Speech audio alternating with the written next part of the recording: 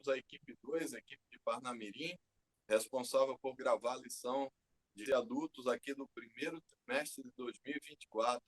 Esse que é um trabalho que é idealizado pelo DENEC, sob a presidência do pastor Reinaldo Dilo, e também nós contamos hoje com a participação mais especial do pastor Elinaldo Renovado Lima, pastor presidente da Assembleia de Deus aqui em Parnamirim, Rio Grande do Norte, e eu, pastor Elias Aguiar.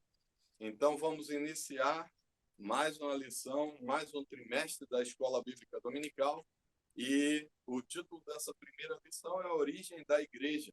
E o texto áureo dela vai dizer: disse Pedro, arrependei-vos e cada um de vós seja batizado em nome de Jesus Cristo para perdão dos pecados e recebereis o dom do Espírito Santo. Atos 2, 38. E a verdade prática vai dizer: a igreja é a família de Deus, comprada com o sangue de Cristo e selada com o Espírito Santo. Queridos, nesse momento eu passo aqui a palavra ao pastor Elinaldo Renovato, nosso pastor presidente aqui na ADEPAR. Muito bem. Querido Deus, nosso Pai, agradecemos a Ti por mais uma vez, Senhor, estar aqui através dessa live, unidos, Senhor, para transmitir, para colaborar com o entendimento da Tua palavra. Desta feita sobre um tema tão importante que se refere à Igreja do nosso Senhor Jesus Cristo. Abençoe, então, em primeiro lugar, em nossa mente, em nosso estudo, em nome de Jesus. Amém. Amém, queridos. Então, aqui nós partiremos para uma introdução rápida. Então, essa lição ela foi escrita pelo comentarista, o pastor José Gonçalves, ele que é líder da Assembleia de Deus lá em Água Branca, Piauí, e é mestre em teologia e graduado em filosofia, e é o homem a quem Deus escolheu para estar aí à frente dessa lição, escrevendo esse trabalho. Queridos, e ele coloca 3 pilares básicos para serem estudados nesse trimestre, que é o pilar da origem da igreja, da natureza e da missão da igreja. Então, dentre esses 3 pilares, ele deixa aqui algumas perguntas que serão respondidas ao longo da lição. Ele diz: como o povo de Deus é formado na Bíblia? E a segunda pergunta que ele deixa aqui é: como a igreja foi planejada por Deus? E a terceira pergunta é o que a igreja de fato é, né? Então, ao longo dessa lição, procure responder essas perguntas e procure motivar os seus alunos a participar.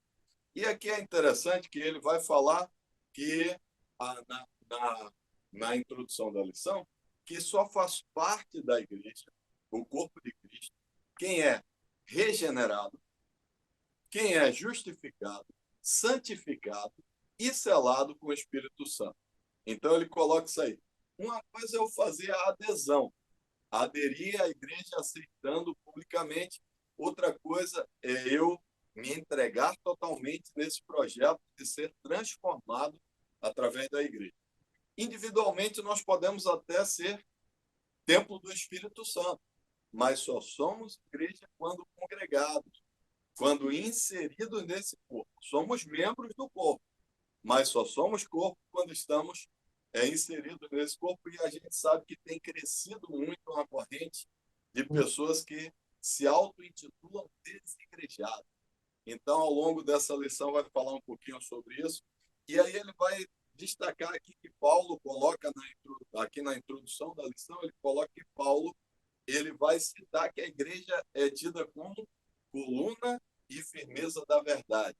Isso aí em 1 Timóteo, capítulo 3, versículo 15. E ele vai dizer que Pedro também chama a igreja de geração eleita, em 1 Pedro, capítulo 2, versículo 9.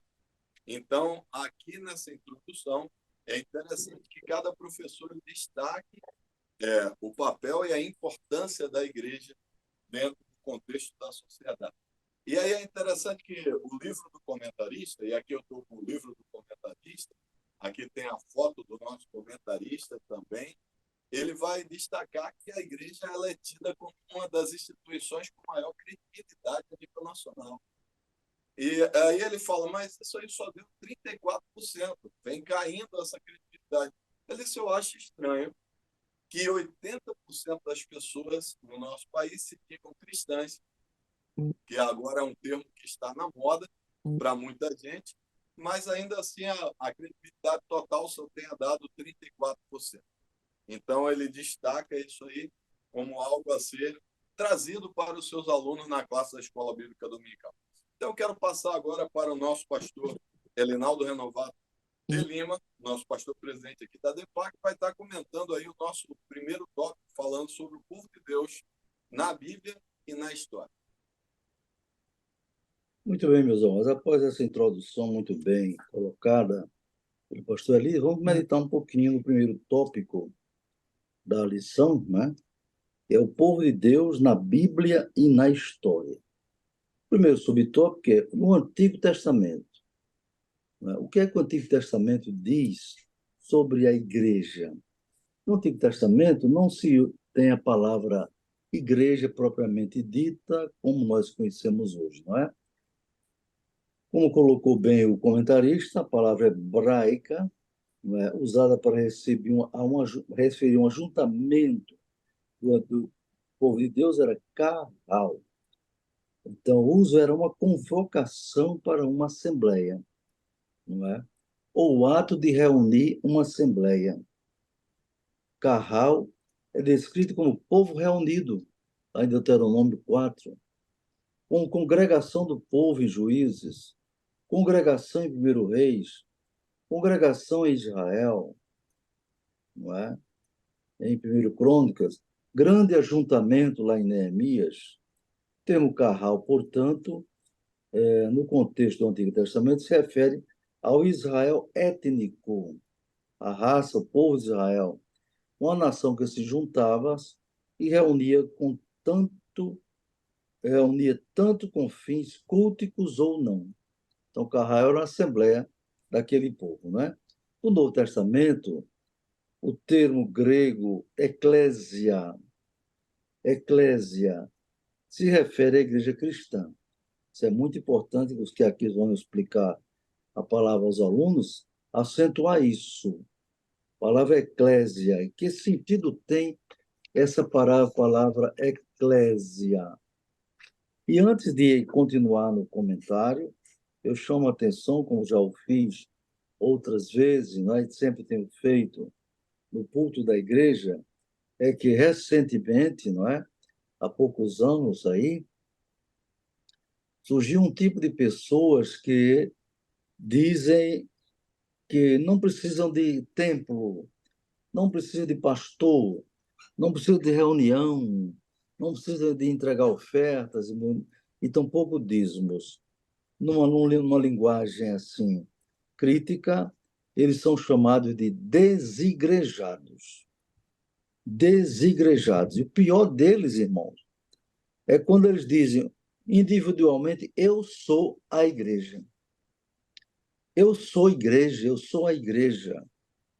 Então, você, professor, procure acentuar isso. Ninguém individualmente é igreja. Estou lendo a Bíblia 50 vezes, pela graça de Deus, terminando agora em dezembro, 50 vezes. Já terminei, aliás. Terminei ontem. Aliás, anteontem. Não vi um versículo só no Novo Testamento que diga que alguém isoladamente é igreja. E no contexto dessa lição você vai ver, né?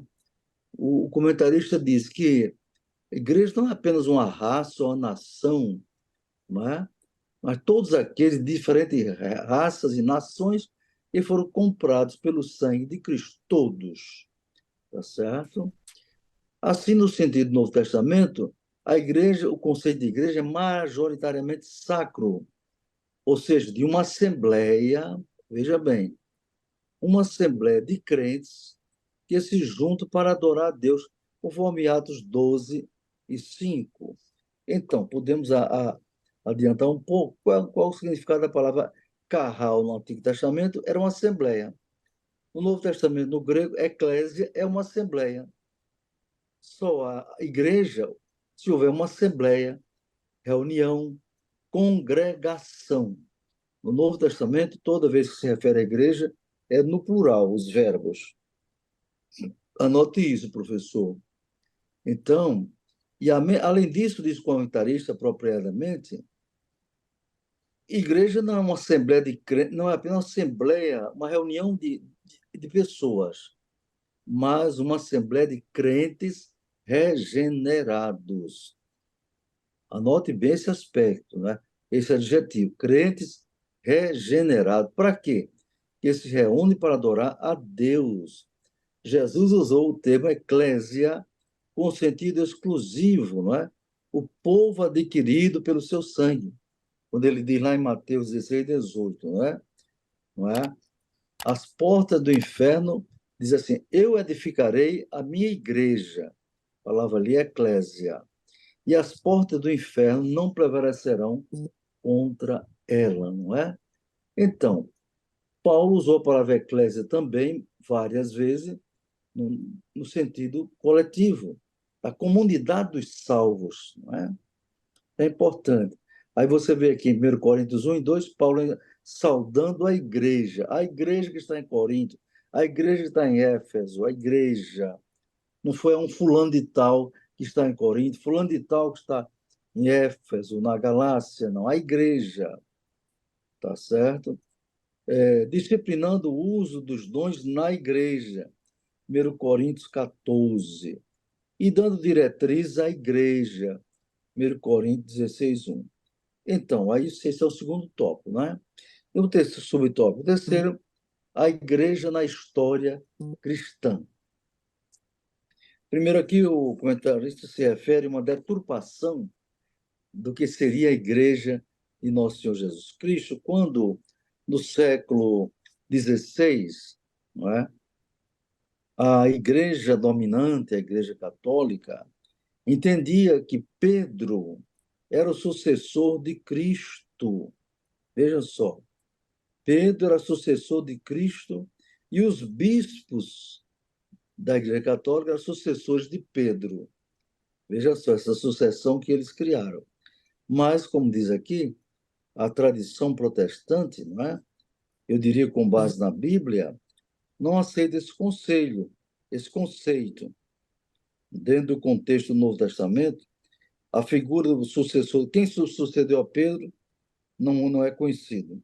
Mas após a reforma do século XVI, então se entendeu melhor o sentido de igreja, não é?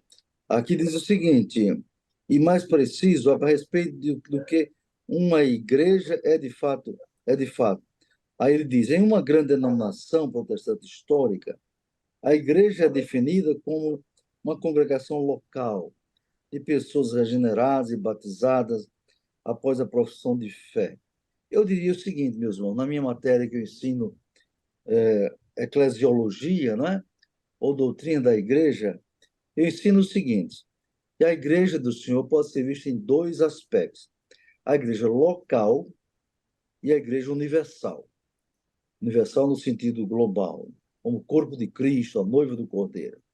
A igreja local, ela pode ser vista como uma organização, não é? No sentido espiritual, é um organismo, pois ela faz parte do corpo de Cristo, do qual a cabeça é Cristo.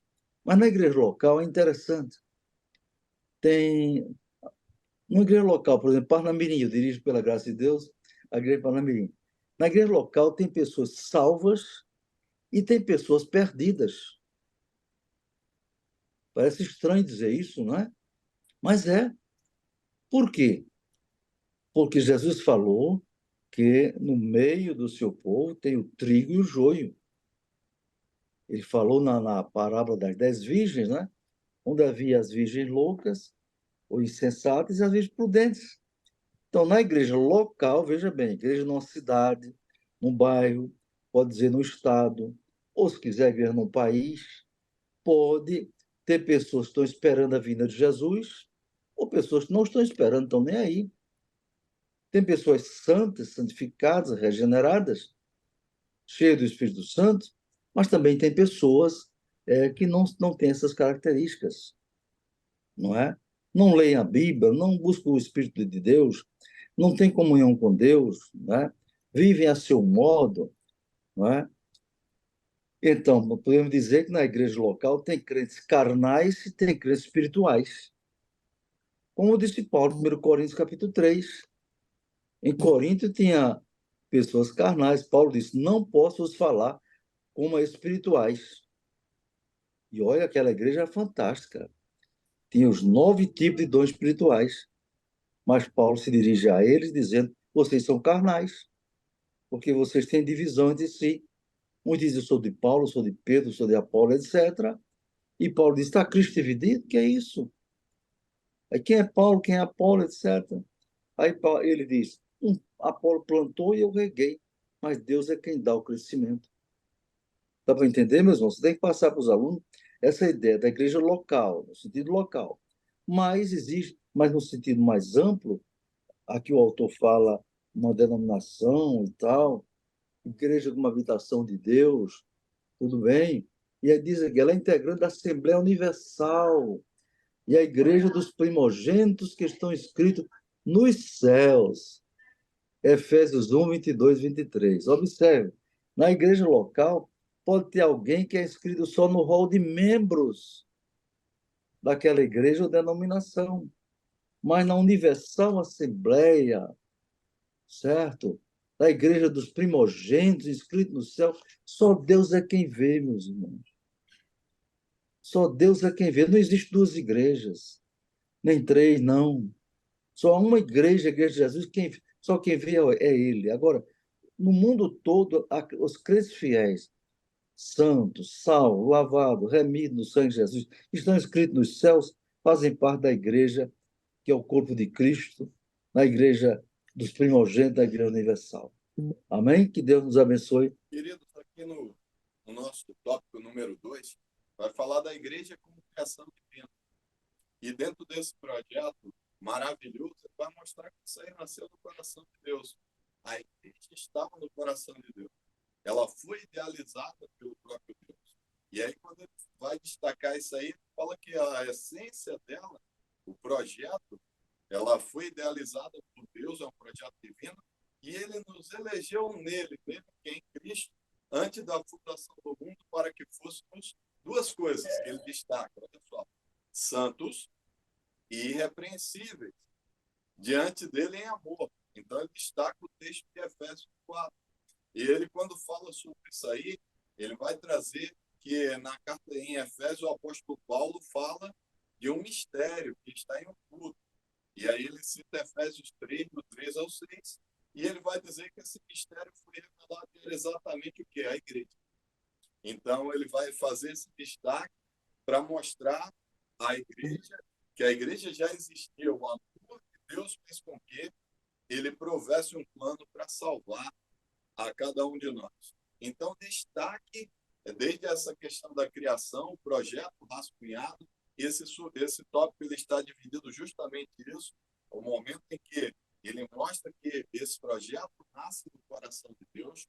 Num segundo tópico, ele vai destacar a igreja como uma realidade, e como uma realidade concreta, e o pastor Linaldo destacou, a igreja ela é uma organização também, precisa de toda uma estrutura de funcionamento também, e ela também tem uma parte espiritual muito forte, ela transforma vidas através daquilo que nós fazemos para a obra do Senhor. E vai dizer que, como vimos, a igreja não ficou apenas na mente de Deus, então ela se torna um projeto concreto. E nesse projeto concreto acontece quando ele vai destacar o livro de Atos. E aí no livro de Atos ele vai fazer o destaque ao momento em que quase 120 pessoas reunidas foram batizadas no Espírito Santo, a grande adesão de pessoas a esse grande projeto. Nós vemos lá em uma só mensagem quase 3.000 almas, em outra quase 5.000 almas, e assim ele vai destacando e diz: mas vindo a plenitude dos tempos, Deus enviou seu filho, nascido de mulher, sob a lei. Então, para quê? Dessa forma, Deus faz congregar em Cristo todas as coisas. Então, Jesus Cristo tornou possível isso tudo, pagou o preço em morte de cruz. E aí ele faz esse destaque e mostra também que a igreja, por exemplo, ela não é citada não é citada nos evangelhos de Marcos, Lucas e João, mas já no livro de Atos, ela é 24 vezes citada lá no livro. Quando a gente lê o livro do comentarista, ele faz questão de contar e destacar isso aí. Então, mostra que esse projeto foi se fortalecendo e depois dos evangelhos começa a ter realmente esse formato e eles começam a falar bastante a palavra eclésia, como o pastor Elinaldo já citou aí no primeiro tópico. E aí depois ele vai falar da igreja do Pentecostes. Então diz que Lucas destaca que todos os dias acrescentava o Senhor, ele só. Todos os dias acrescentava o Senhor aqueles que se haviam de salvar. Então ele faz esse destaque e diz que a igreja que existia apenas no coração e na mente de Deus, agora ela ganha uma forma concreta. O Senhor começa a fazer com que ela se destacasse fortemente no contexto de uma sociedade, de maneira que começa grandes perseguições. A igreja é extremamente perseguida, mas à medida que ela vai sendo perseguida, mais os crentes buscavam a presença do Senhor. Então, ela torna-se conhecida publicamente pelas suas ações, pela presença do Espírito Santo e várias das profecias que estavam preditas já no livro de Isaías começam a se cumprir fortemente e não havia como negar a presença de Deus sobre essa igreja que estava se formando. Aí ele vai mostrar que havia evidências claras de que o conceito de igreja existisse no período do Antigo Testamento. Mas vai citar também aqui, isso no auxílio teológico ao professor, ele vai citar também que expressamente a eclésia aparece pela primeira vez em Mateus 16 e 18, ou seja, só no Novo Testamento. Então, queridos, nós vemos aí então a conclusão desse tópico número 2, um tópico importante para mostrar faseado, né? Então, ele começa com projeto, depois ele começa com preparação, mostra a preparação dos discípulos, e depois ele mostra a execução propriamente dita, Deus trazendo mais e mais pessoas que vão aderindo a esse grande projeto espiritual que é a Igreja do Senhor. Então, queridos, agora o nosso pastor Elinaldo vai estar comentando o tópico de número 3, ele vai falar sobre a igreja como uma comunidade dos salvos. Esse é um tema bastante interessante. Fique até o final e pegue o máximo de experiências para passar para os seus alunos. Muito bem, meus irmãos. Então, já vimos aí vários aspectos, não é, da igreja. Que me chamou muita atenção, pastor Elias, é que no tópico 2, não é, você falou aí, o comentarista acentua que nos evangelhos de Marcos, Lucas e João, não é, não falam da existência da igreja, não é verdade? E Mateus fala no sentido futuro, aliás, é Jesus dizendo: eu edificarei a minha igreja, não é verdade? Muito interessante essa colocação aqui para a gente anotar, não é?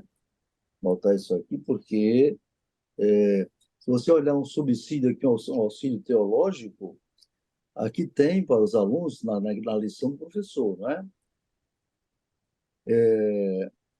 Millard J. Edson, observa que Lucas não emprega a palavra que eclésia no seu evangelho, mas a palavra aparece 24 vezes nos Atos dos Apóstolos. É interessante isso, né? Lucas não tem esse conceito, na verdade. É muito importante entender isso aqui. Mas vamos para o tópico 3. A igreja como comunidade dos salvos. Só tem sentido falar em igreja, já vimos, no sentido coletivo. Assembleia, reunião, congregação, comunidade. Agora, que comunidade é essa? Primeiro, regenerados pelo sangue de Cristo. Em Atos 2,38, está escrito: arrependei-vos e cada um de vós seja batizado em nome de Jesus Cristo para perdão dos pecados. Aqui, talvez algum aluno pergunte, não é? Não sei se vai acontecer isso. Aqui não está dizendo: cada um de vós seja batizado em nome de Jesus Cristo? Pode ser alguém que levanta essa questão, porque a igreja, se com base nesse versículo e mais em outros 2 de Atos, diz que não é para batizar em nome do Pai e do Filho e do Espírito Santo, não é? Mas se surgir essa pergunta, meu irmão, Aí vai um subsídio bom para você. Você chama seu aluno para Mateus, capítulo 28. Anote aí. Mateus, capítulo 28, versículo 18 e 19 e 20. Diz assim: E chegando Jesus falou, dizendo: É-me dado todo o poder no céu e na terra, depois da ressurreição. Portanto, ide e ensinai todas as nações, batizando-as em nome do Pai e do Filho e do Espírito Santo. E outra tradução melhor, para vamos ver, diz: Fazei discípulos em todas as nações, batizando-os em nome do Pai e do Filho e do Espírito Santo. Então, veja bem. Aí você pode dizer, está errado? O apóstolo em Atos diz que é batizar em nome de Jesus, e Jesus disse que é batizar em nome do Pai, do Filho e do Espírito Santo, não é verdade? Então, se fosse colocar em termos hierárquicos, a palavra de Jesus tem mais força do que a palavra de qualquer apóstolo, não é verdade? Mas não há nenhuma contradição. Quando o apóstolo em Atos, o batismo deve ser feito no nome da Trindade. Quando o apóstolo diz em Atos que é para batizar em nome de Jesus, é porque está dizendo na autoridade do nome de Jesus. Deu para entender isso, não é? Então, anote aí. Então, com essas palavras, o apóstolo Pedro diz que como se dá o ingresso de uma pessoa na igreja, por meio do arrependimento e do batismo. Mas alguém pode perguntar, pastor ou professor, e se uma pessoa aceita Jesus como seu Salvador, um dia de domingo, ou qualquer dia da semana, e ela morre na semana seguinte, e não foi batizada em água, como é que fica? Pode surgir, né, pastor Elias? Essa pergunta. Não vai para o céu? Não faz parte da igreja? Você pode responder que sim. Aqui, o sentido da igreja visível, às vezes é visível, é necessário haver a conversão, a confissão e o batismo em águas. A conversão é um ato interior, não é? E a pessoa confessa Cristo como seu Salvador, se com teu coração creres, não é? E Deus ressuscitou dos mortos, na verdade, com tua boca confessares a Jesus e creres que ele ressuscitou dos mortos, serás salvo. É preciso confessar com a boca, não é verdade? Agora, se essa confissão sai do coração, a pessoa é salva na hora que aceita Jesus. Se ele morrer naquela hora, vai para o céu. Uma semana depois, vai para o céu. Porque o batismo, não, na igreja evangélica, eu diria na igreja cristã, não é considerado, não tem efeito salvífico, como tem na igreja católica.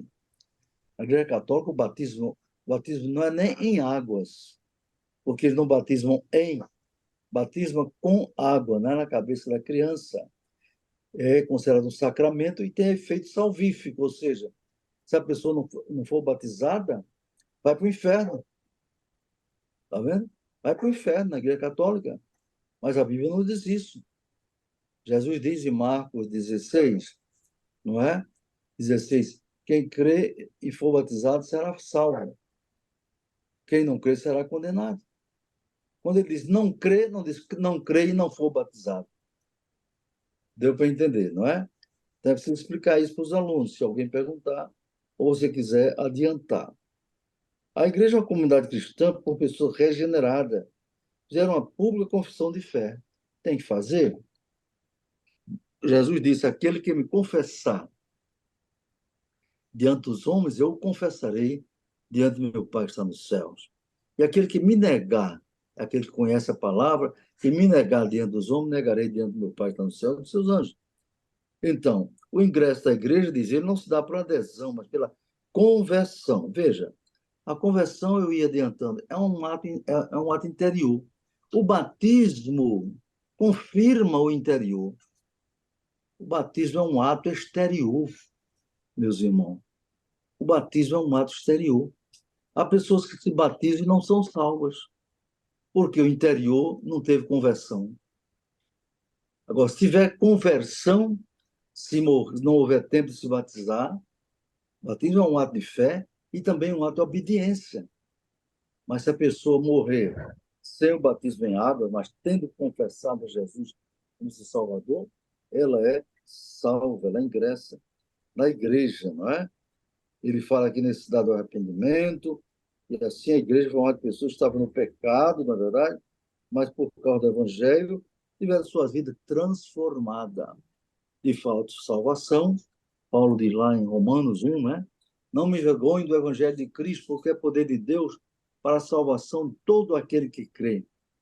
Salvação não é apenas mudar de igreja. Salvação é regeneração, é nascer de novo. Salvação é transformação. 1 Coríntios 5,17 diz que se alguém está em Cristo, nova criatura é, as coisas velhas já passaram, diz que tudo se fez novo. Salvação também é júbilo, é alegria, contentamento. Jesus diz, quem crê em mim, segundo a Escritura, rios d'água viva manarão do seu interior. Ele diz, isso fala do Espírito Santo que há de fluir de dentro deles, né? Então, a salvação é algo muito sério. O subtópico 2, selados pelo Espírito Santo. A igreja que teve origem no Pentecostes, não é? Como já foi dito, em Marcos, Lucas e João, não fala em igreja. Mateus fala no futuro. Mas em Atos fala muitas vezes, não é? Dá a entender o quê? Que a igreja foi fundada, foi vista publicamente no Pentecostes, depois que o Espírito Santo desceu ali em Atos capítulo 2, não é? Então, nós somos batizados no corpo de Cristo para fazer parte dela. É o que Paulo diz, pois todos, veja aqui que a igreja no plural, pois todos nós, plural, fomos batizados em um Espírito, formando um corpo, quer judeus, quer gregos, quer servos, quer livres, todos temos bebido de um Espírito. Aqui você pode dizer, mostrar para um desigrejado. Tudo aqui está no plural. 1 Coríntios 12, 13. Pois todos nós fomos batizados, tudo no plural, formando um corpo, quer judeus, gregos, quer servo, quer seja, todos temos bebido de um só Espírito. A eclésia é plural. O batismo de Cristo e do Espírito Santo. O apóstolo Pedro exortou os presentes no dia de Pentecostes, se arrependerem também recebereis o dom do Espírito Santo. Assim podemos afirmar que Cristo batizou os crentes com o Espírito Santo e com fogo, um batismo de capacitação, não é? Enquanto o Espírito os batizou no corpo de Cristo, batismo de iniciação, formando a igreja. Isso é importante, não é? Agora, a expressão, Jesus diz em Atos 1 e 5, e vós sereis batizados com o Espírito Santo, não muito depois deste dia. Não é? Às vezes, os teólogos querem dizer, batizado no Espírito Santo é uma coisa e com o Espírito Santo é outra. No da ideia de imersão, imerso no Espírito, e com é o revestimento de poder. Jesus diz em Lucas 24, 49, ficai na cidade de Jerusalém até que do alto sejais revestidos de poder. E em Atos 2 vê o batismo com o Espírito Santo. Portanto, aqui está, peço que o pastor Reis faça a conclusão aí, né?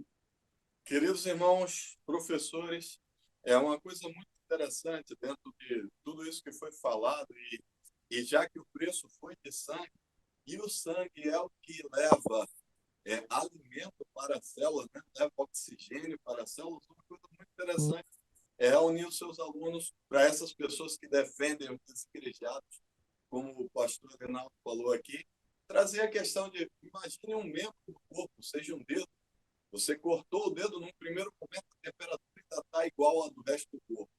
Num primeiro momento ele ainda não apresenta nenhum sinal de necrose, mas com o passar do tempo ele passa a ficar mais frio, ele passa a apresentar sinais de necrose, ele passa a não ter mais oxigenação. Então a igreja é muito importante. Recentemente nós vimos um irmão que precisava de ajuda financeira aqui na igreja, e rapidamente o pastor mobilizou ali com a liderança da escola bíblica dominical, os irmãos no mesmo dia começaram a contribuir. Então a igreja tem vários papéis, de reunir grupos, de cuidar uns dos outros, de trazer até uma saúde mental. A pessoa, ela passa a ter um ciclo de pessoas ali ao seu redor que contribuem. Então, queridos, eu vou orar juntamente com os irmãos, depois peço ao pastor Elinaldo que esteja ministrando aí a bênção apostólica, e quero agradecer aí por mais uma lição abençoada. Acho que esse trimestre vai ser fantástico aí para motivar os alunos a participar ainda mais da Escola Bíblica Dominical. Senhor Deus e Pai, nós te agradecemos por tudo que o Senhor tem feito, pela maneira maravilhosa com que o Senhor se revela através da tua palavra, pela maneira como o Senhor tem usado, Senhor, cada comentarista para trazer assuntos de extrema relevância. Pai, agora usa esses professores, Pai, que estão assistindo a EBD em síntese, os alunos que participam dela, papai querido, para que eles sejam pessoas usadas por ti na sua sala de aula, no lugar onde eles chegam, na sua casa, no seu trabalho, a multiplicar esses conhecimentos de maneira que a tua palavra seja pregada e alcançada a cada pessoa que tem necessidade de ti, Pai. Toma o primeiro lugar e assim abençoa cada um, em nome de Jesus. Amém. Recebamos a bênção, amados, a graça do nosso Senhor Jesus Cristo, o amor de Deus, nosso Pai, a comunhão e a consolação do Espírito Santo, seja com todos agora e sempre. Amém. Amém. Deus abençoe a todos. Em nome de Jesus.